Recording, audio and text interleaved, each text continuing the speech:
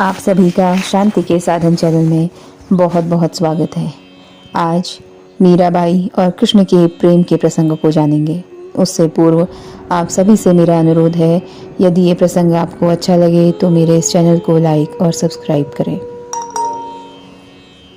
मीराबाई के बालमन में कृष्ण की ऐसी छवि बसी थी कि किशोरावस्था से लेकर मृत्यु तक उन्होंने कृष्ण को ही अपना सब कुछ माना। जोधपुर के राठौर रतन सिंह जी की इकलौती पुत्री मीराबाई का जन्म 16वीं शताब्दी में हुआ था। बचपन से ही वह कृष्ण भक्ति में रम गई थी। मीराबाई के बचपन में हुई एक घटना की वजह से उनका कृष्ण प्रेम अपनी चरम अवस्था तक पहुंचा। एक दिन उनके पड़ोस में किसी का विवाह था। बारात आई और सभी औरतें छत पर खड़ी होकर बारात देख रही थी। मीरा भी बारात देखने लगी। बारात को देखकर मीरा ने अपनी माता से पूछा कि मेरा दूल्हा कौन है। इस पर उनकी माता ने कृष्ण की मूर्ति की ओर इशारा करके कह दिया कि यही तुम्हारा दूल्हा है। बस यह बात मीरा के मन में सदैव के लिए बस गई। बाद में मीराबाई की शादी महाराणा सांगा के पुत्र भोजराज, जो आगे चलकर महाराणा कुंभा कहलाई, से कर दी गई। इस शादी के लिए पहले तो मीराबाई ने मना कर दिया, लेकिन जोर देने पर वह फूट फूट कर रोने लगी। शादी के बाद विदाई के समय वो कृष्ण की उस मूर्ति को अपने साथ ले गई जिसके बारे में उनकी माता ने कहा था कि ये तुम्हारा दूल्हा है। ससुराल के सभी घरेलू कामकाज निपटाने के बाद मीरा रोज कृष्ण के मंदिर चली जाती और कृष्ण की पूजा करती। उनकी मूर्ति के सामने गाती और नृत्य करती। उनके ससुराल वाले तुलजा भवानी यानी दुर्गा को कुलदेवी मानते थे। जब मीरा ने कुलदेवी की पूजा करने से इनकार कर दिया तो परिवार वालों ने उनकी श्रद्धा भक्ति को मंजूरी नहीं दी। मीराबाई की ननद उदाबाई ने उन्हें बदनाम करने के लिए उनके खिलाफ एक साजिश रची।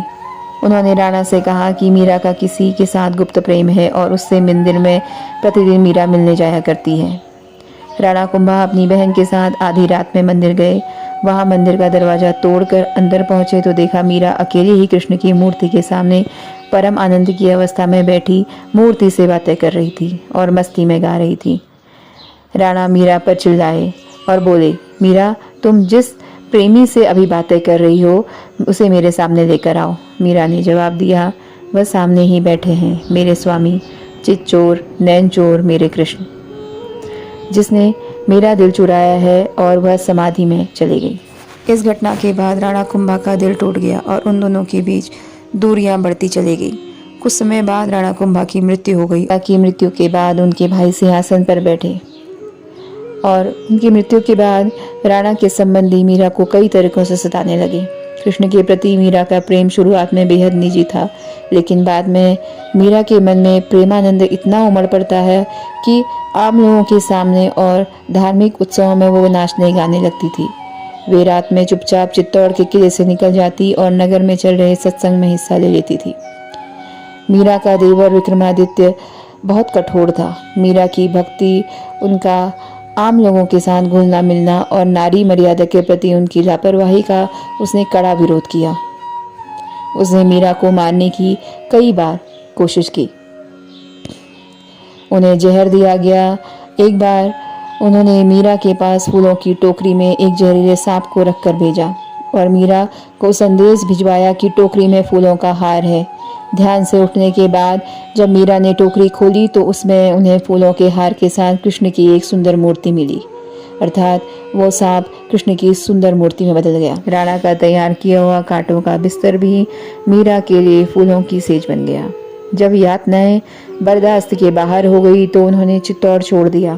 वे पहले मेड़ता गई, लेकिन जब उन्हें वहां भी संतोष नहीं मिला तो वो कुछ समय बाद उन्होंने कृष्ण भक्ति के केंद्र वृंदावन की ओर रुख कर लिया। मीरा मानती थी कि वह एक गोप ललिता है जिन्होंने फिर से जन्म लिया है। ललिता कृष्ण प्रेम की दीवानी थी। मीरा ने अपनी तीर्थ यात्रा जारी रखी। वे एक गांव से दूसरे गांव नाचती गाती पूरे उत्तर भारत में घूमती रही।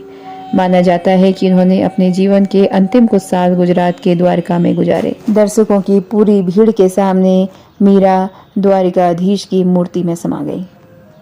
तो कुछ इस तरीके का था मीरा का भगवान कृष्ण के प्रति प्रेम।